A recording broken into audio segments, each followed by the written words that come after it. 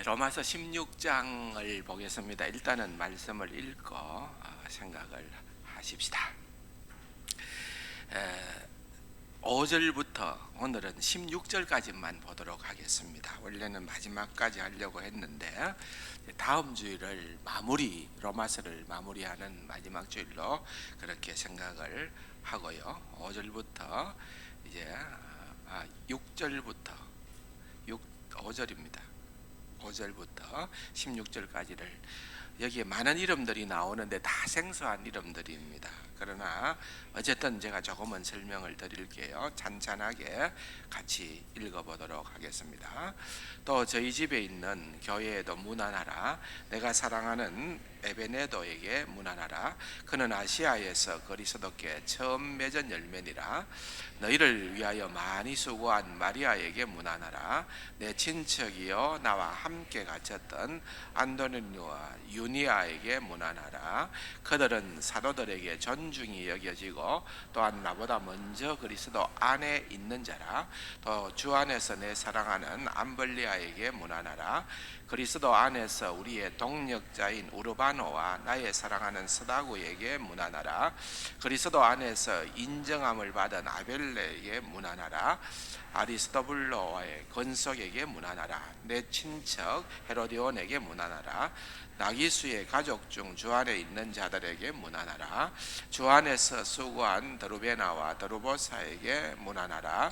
주 안에서 많이 수고하고 사랑하는 버시에게 문안하라. 주 안에서 택하심을 입은 루포와 그의 어머니에게 문안하라. 그의 어머니는 곧 내 어머니니라. 아순그리도와 블레곤과 흐메와 바드로바와 흐마와 및 그들과 함께 있는 형제들에게 문안하라. 빌롤로고와 율리아와 또 네레와 그의 자매와 올름바와 그들과 함께 있는 모든 성도에게 문안하라. 너희가 거룩하게 입맞춤으로 서로 문안하라. 그리스도의 모든 교회가 다 너희에게 문안하느니라. 아멘. 대단히 감사합니다.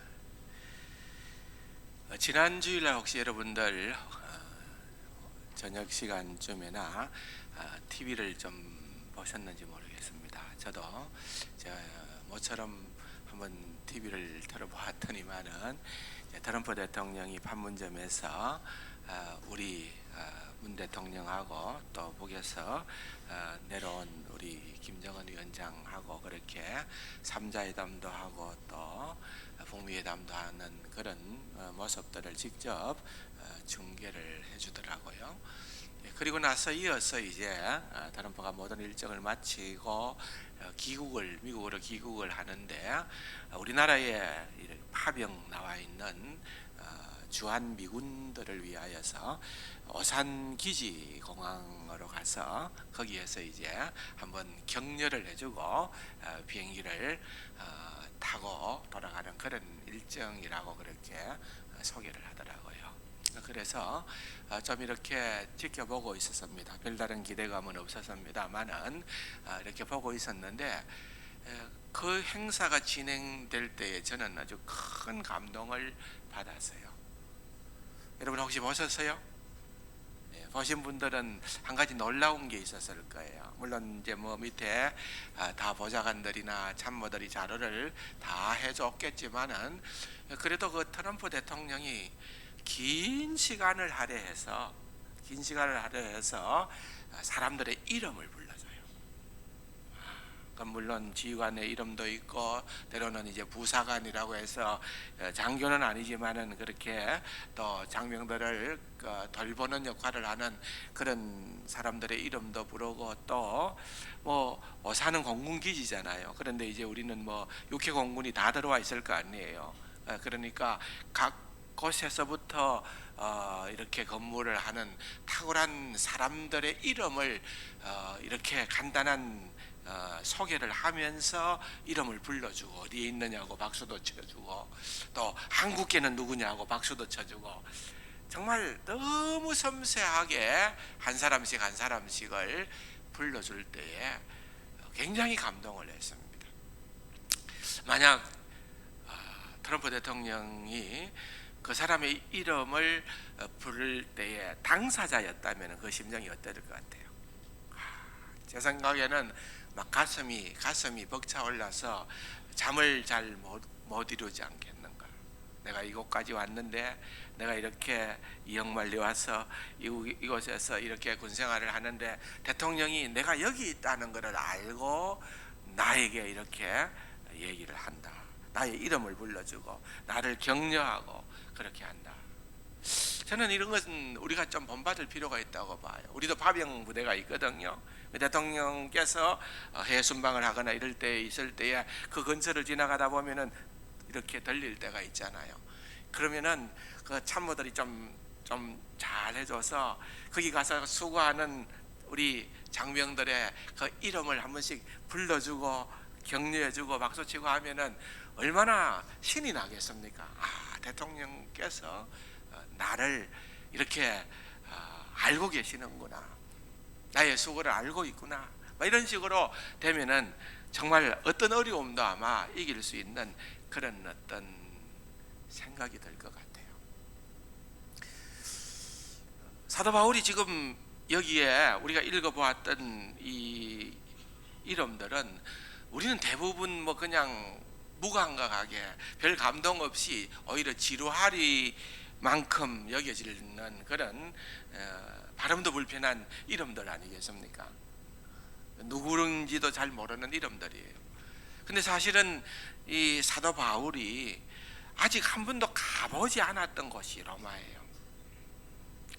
로마서를 설명을 하면서 말씀을 드렸던 것처럼 그는 지금 앞으로 예루살렘 교회를 갔다가 거기에서 로마에 있는 이 가정교회들, 이런 건물의 교회가 아니라 오늘 본문에도 보면은 이렇게 무리 지어서 몇 가정씩 한 교회를 큰 교회, 큰 가정에 모여서 예배를 드리고 그렇게 모임을 가졌겠지만은 그렇게 예배를 드리는 가정 교회를 일컫는 거거든요.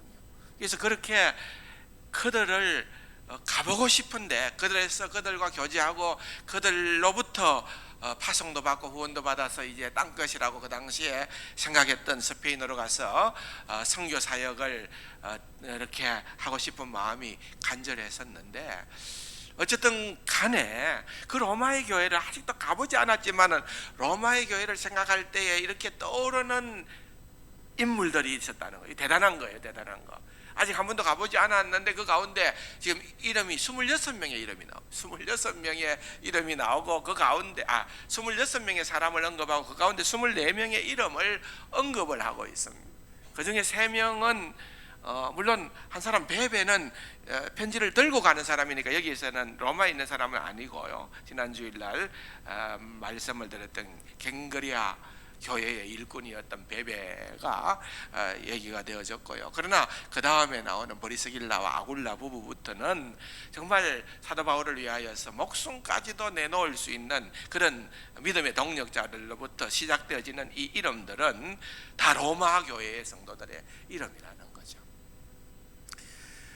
이 사람들을 생각을 하면서 사도 바울이 이제 그들을 한 사람씩 거명을 하고 또 그들에게 문안 인사를 하고 하는 것은 대단한 일이라는 거예요.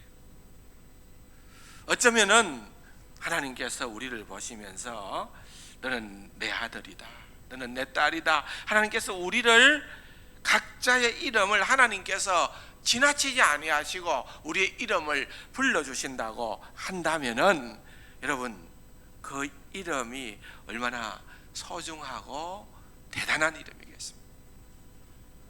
여러분들의 이름이 너무 많기 때문에 나는 빼도 됩니다. 주님, 내 이름은 빼고 그냥 지나가도 나는 충분히 이해가 됩니다. 여러분, 그렇게 생각할 분 계십니까? 아마 없을 겁니다.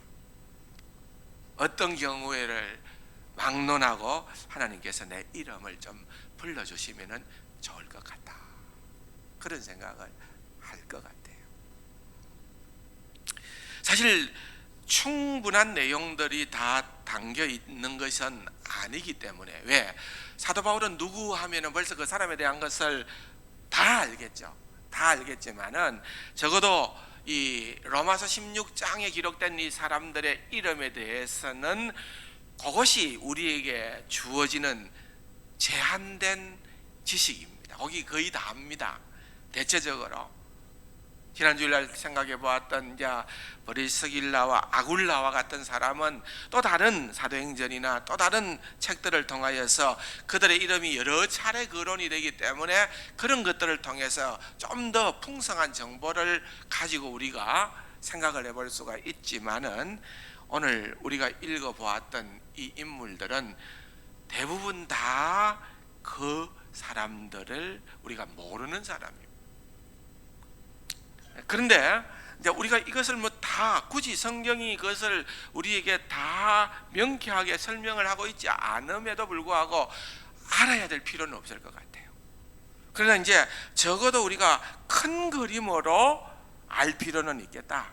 우리가 한 번이라도 그래도 성경에 기록되어진, 그래도 로마서에 기록된 이 인물들에 대해서 한번 우리가 알고는 넘어가는 것이 좋지 않을까, 그렇게 생각을 하는데, 2부 예배 때는 제가 그것을 절별로 한 사람씩을 설명을 해드렸어요.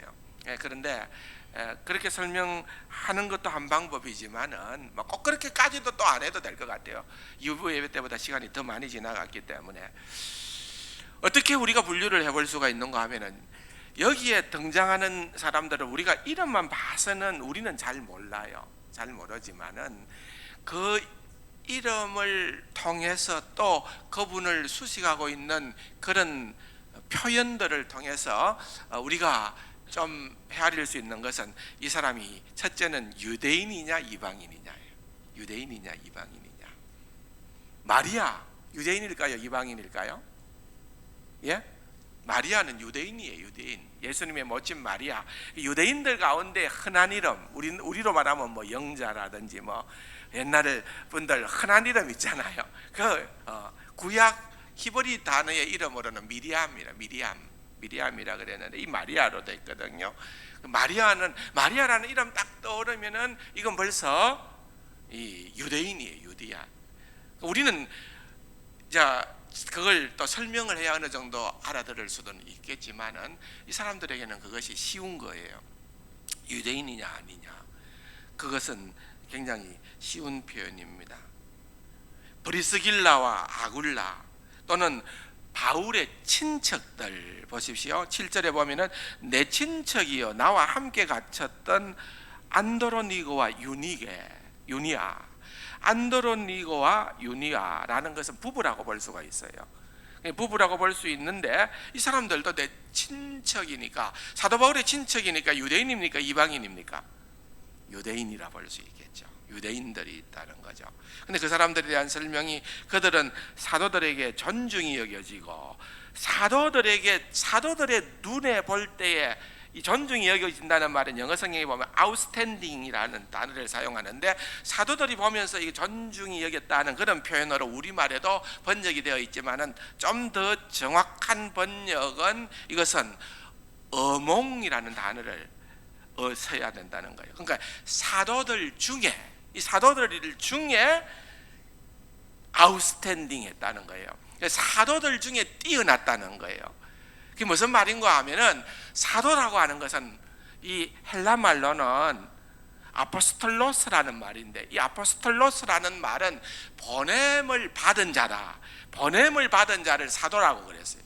보냄을 받은 자. 그러니까 사도하면은 예수님의 제자, 12제자 또는 사도 바울 이런 사람들만 사도라고 생각할 수 있는데, 그 당시에 보편적으로 사용했던 이 사도 아포스톨로스라는 이 단어는 그냥 보냄을 받은 자예요. 교회로부터 보냄을 받은 자, 바나바는 사도입니다. 그런 의미에서 이런 식으로 각자 보냄을 받은 자, 지금으로 정확하게 번역을 하자면은 선교사라는 표현이 더 맞아요.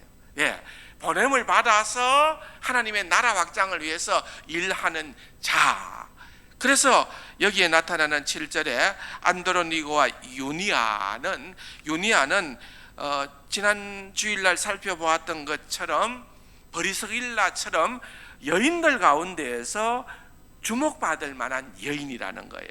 그 사람은 사도들 중에서 아웃스탠딩 했다는 거예요. 아주 뛰어난 자들이었고, 또한 나보다 먼저 그리스도 안에 있는 자라는 말은, 나보다 사도 바울은 다메섹 도상에서 예수를 믿게 됐지만은 이들은, 이 친척들은 사도 바울보다 먼저 예수를 믿고 알았던 자들이라는 거예요. 그래서 사도 바울과 같이 같은 동서는 아니지만은 지금 더 먼저 예수를 믿었고, 지금은 로마 교회의 구성원으로서 그렇게 소중한 일들을 감당하고 있는 그러한 자들이다 하는 겁니다. 또 11절에도 보면 내 친척 헤로디온에게 문안하라, 그렇게 얘기를 하는 걸 보니까 이 헤로디온이라는 사람도 유대인이라고 그렇게 볼 수가 있습니다. 그 다음에는 이제 나머지는 뭐 대체적으로 볼 때에 우리가 또 뭐라 그럴까요? 이방인들, 로마의 교회 구성원들이 유대인이냐, 유대인 그리스도인이냐, 이방인 그리스도인이냐, 그렇게 우리가 볼 수가 있는 겁니다. 그 다음에 10절에 보면은 그리스도 안에서 인정함을 받은 아벨라에게 문안하라라고 그렇게 얘기를 하고 난 다음에 아리스도블로의 권속에게 문안하라. 그래서 아리스도블로의 권속이라는 것은, 아리스도블로라고 하는 사람은 그 당시에 로마의 황제와도 가깝게 지냈던 인물이고, 또 헤롯 왕하고도 아주 밀접한 친족 관계에 있었던 인물이라는 거예요. 그러니까 이것은 굉장히 그 당시로 말하면 귀족이에요. 귀족, 상위 클래스에 살고 있었던. 근데 이 사람이 꼭 믿었다는 것보다는 그의 권속, 그의 가족, 그의 친족들 가운데에서 예수 믿는 사람들이 있었고, 그 사람들이 열심으로 교회를 섬겼다는 거예요. 그 사람들에게 문안을 하라, 그렇게 얘기를 하고 있는 것입니다. 11절에 보면은 나기수의 권속이라 그랬는데, 나기수의 가족 중에 주 안에 있는 자들에게 문안하라. 이 나기수도 마찬가지로 굉장한 그 어떤 위치에 있었던, 그 당시에 뭐라 그럴까요? 상당히 실력도 있었고, 그러나 신분은 해방노예라는 것은 노예였었는데, 그가 그의 능력을 인정받아서 해방노예가 되어서 거의 귀족 반열까지 올라갔어요. 그래서 부와 영광과 권력을 다 가지고 있었던 그런 인물 중에 한 사람이었다. 그게 나기수라는 거죠. 그런 어떤 귀족 가족, 그것도 나기수가 꼭 믿었다기보다는 그의 가족들 가운데에서 주 안에 있는 사람들이 있었다, 그렇게 볼 수가 있는 겁니다. 뿐만 아니라 여기에 26명 가운데에서 약 9명 가량은 여성입니다. 그 당시에 시대적인 상황을 볼 때에 여성들이 그렇게 두각을 나타낼 수 있는 위치가 아닌데, 사도 바울이 유난히 이런 여성들의 이름을 많이 거론을 하는 이유는 하나님의 나라를 위해서는 차별이 없다는 거예요. 주의 영광을 위해서는 이미 2000년 전에 그 로마 시대부터 이들은 참으로 귀하고 아름답게 주의 나라를 위해서 쓰임을 받았던 그러한 종들이었다 라고 하는 것을 가르쳐주고 있는 것입니다. 그래서 어떤 의미에서는 사도 바울은 좀 냉정한 표현이지만은 버리스가 또는 같은 말이지만은 버리스길라와 아굴라 부부를 표현을 할 때에, 우리가 보통 부부를 주의 일꾼으로, 주의 종으로 부부를 표현한다고 하면은 누가 먼저 와야 됩니까? 남편을 먼저 하죠. 남편을. 누구를 예를 들어 볼까요? 우리 안신용 장로님이 눈에 들어왔습니다. 안신용 장로님, 최엄정 권사님, 이렇게 하면은 자연스럽잖아요, 그죠? 자연스러운데, 근데 이게 구조가 어떻게 되어 있는 거예요? 최엄정 권사, 안신용 장로, 이렇게 붙는 거예요. 그러면은 그 말은 무슨 말인가 하면은, 적어도 사도 바울의 입장에서 볼 때는 하나님의 나라와 주의 일을 위하여서 훨씬 더, 정말 두 부부가 정말 너무 귀하고 아름다운 헌신적인 일꾼이었지만은 그 중에 굳이 한 사람을 더 내세우려고 하면은 버리스길라였다. 이 여자 자매가 훨씬 더 나를 위해서 헌신했다는 거예요. 그 이름을 앞에 주는 앞에 두는 거예요. 그만큼 이제 사도 바울이 어떤 의미에서는 여성에 대하여서 차별이 없었다라고 하는 그런 부분들까지도 오늘 본문을 통해서 우리가 볼 수가 있는 겁니다. 또 그런 가운데에 우리가 볼 수 있는 것 가운데 하나는 13절을 보십시오. 주 안에서 택하심을 입은 루포와 그의 어머니에게 문안하라. 그의 어머니는 곧 내 어머니니라. 이 루포는요, 마가복음 15장에 가서 보면 마가복음은 로마인들을 위한 복음서입니다. 로마인들을 위해서 마가라고 하는 예수님의 제자가 기록한 책이 로마서거든요. 그러니까 로마에 비교적 아주 정통한 사람이 마가입니다. 마가. 로마인들을 위한 복음서를 썼으니까요. 그런데 마가복음 15장 21절에 가보면은 뭐라고 기록을 하고 있는가 하면은 알렉산더와 루포의 아버지인 구레네 사람 시몬이 예수님을 대신하여 십자가를 졌다, 그렇게 기록을 하고 있습니다. 그러니까 여기에 나오는 루포는 많은 학자들이 뭐 같은 이름일 수도 있지만은 그러나 그런 것보다도 이 여기에 나타나는 루포는 구레네 사람 시몬의 아들 루포였을 것이다, 그렇게 보는 겁니다.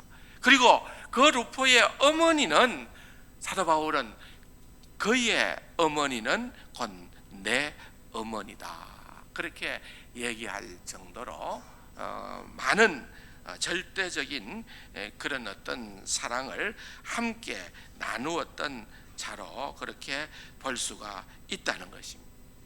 그런 내용들도 우리가 볼 수가 있고요. 그 다음에 사실은 나오는 많은 사람들, 거기에 로마서 16장에만 나오고 그 뒤에는 거의 등장하지 않는 그러한 인물들인데, 대부분의 그 이름들은 노예의 이름입니다. 노예의 이름. 그 이름만 봐서도 노예라는 것을 알 수 있는 그러한 이름들입니다.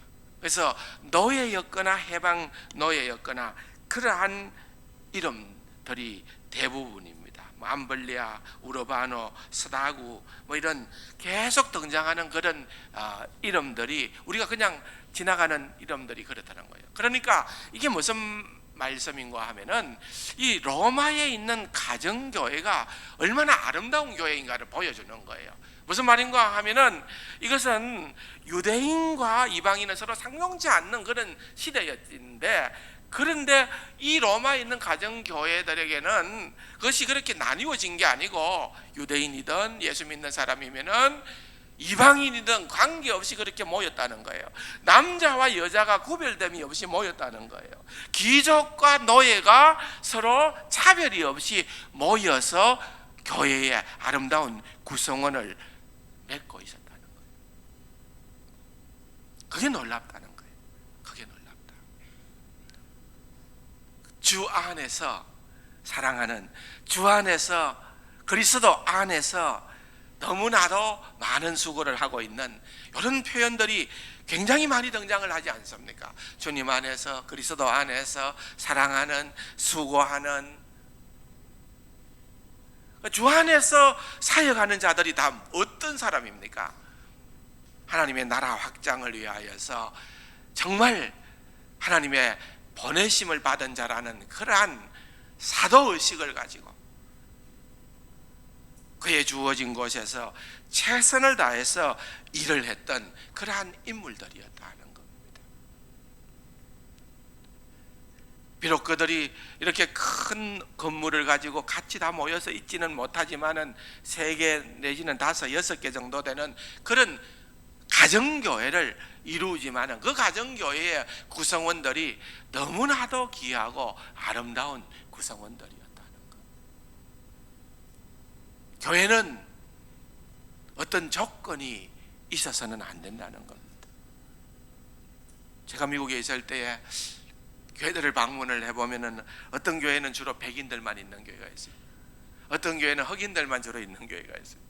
어떤 교회는 스페니시를 사용하는 그러한 사람들이 모여서 예배를 드리는, 그거는 뭐 언어적인 문제가 있잖아요. 뭐 영어가 불편하고 안 되니까 자기들 언어로 사용하다 보니까 그럴 수도 있겠지만은 어쨌든 그런 또 메시안 교회가 있고 또 뭐 코리안 처치가 있고 뭐 이런 식으로 나뉘어져 있는데, 물론 뭐 그것이 꼭 나쁘다고만은 할 수가 없지만은, 그런데 예를 들면은 백인들만이 있는 교회에 흑인들이 못 모르고 처음 그 도시에 이사를 갔다가 그 교회가 아름다워서 그 교회를 들어갔다가는 자칫 잘못하면은 눈총을 받고 나와야 되는 그런 안타까운 사연이 있게 된다면은 그 교회는 하나님 보실 때에 아름다운 교회가 될 수가 없다는 것.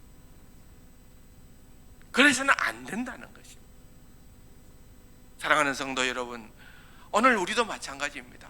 우리 교회는 정말 주님 안에서 예수 그리스도를 믿느냐 하는 굳은 믿음이 우리를 주님 안에서 하나로 묶는 그러한 영적인 끈이 되어야 되지, 그 외에 어떤 다른 것들로부터 사람들을 구별하고 차별해서는 안 된다는 것입니다. 그것이 바로 우리가 지향해야 될 아름다운 교회입니다. 사랑하는 성도 여러분, 요한계시록에 나타나는 아름다운 교회는요, 각 나라와 족속과 백성과 방언이 모두 나와 한 목소리로 어린 양 예수 그리스도와 하나님을 찬양하는, 그것이 바로 진정 하나님께서 기뻐하시고 하나님께서 원하시는 그러한 교회였다는 것입니다. 마지막으로 16장 16절을 같이 한번 읽어봅시다. 너희가 거룩하게 입맞춤으로 서로 문안하라. 그리스도의 모든 교회가 다 너희에게 문안하느니라. 거룩한 입맞춤, 그 당시에는 이것이 우리가 하나이다, 우리가 한 형제요, 한 자매요, 한 권속이다 라고 하는 것을 확인하는 그들의 문화였습니다. 기독교인의 문화였습니다. 그래서 신약성경을 읽어보면 많은 부분에 너희는 거룩한 입맞춤을 하라, 그렇게 기록되어져 있습니다. 그것은 주님 안에서 우리가 차별됨이 없이 하나라고 하는 것을 다시 한번 말로만이 아니라 실제적인 행동을 통하여서 확인하는 그런 그 당시의 아름다운 풍습이었습니다. 그리고 난 다음에 그리스도의 모든 교회가 다 너희에게 문안하느니라. 사도 바울이 어떻게 보면 이것은 하나의 그냥 그 로마 교회의 교인들에게 뭔가 좀 이렇게 좀 격려적 차원에서 그냥 해보는 소리인 것처럼 보여질 수도 있는데 절대로 그런 게 아닙니다. 왜 그런 게 아닌가 하면은요, 여러분, 이 사도 바울이 로마 교회로 가려고 했을 때에 그는 1차적인 목표는 예루살렘 교회에 구제 헌금을 전달하는 것이었습니다.